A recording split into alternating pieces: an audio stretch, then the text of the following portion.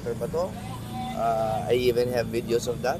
Pero attorney, may reports daw po na na wala na raw po sa Senate si Senator Bato. Kailan niyo po na-receive yun? Early this morning. Kasi, I will give you based on my personal knowledge na nandyan pa siya. But since I'm still here outside, I cannot check.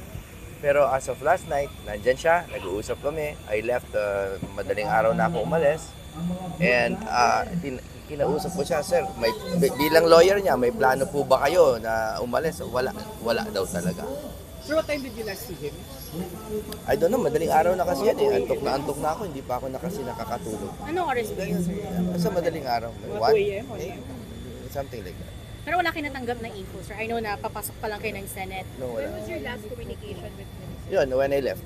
Okay. Right before I left, naghawak kamay kami at nag-pray kami ng Come Holy Spirit, tapos umalis na ako. I'll find out. Let me find out first, tapos balikan kayo. And then can you send us video or footage of the Kalat senator? kalat na yung number ko sa inyo. Thank you.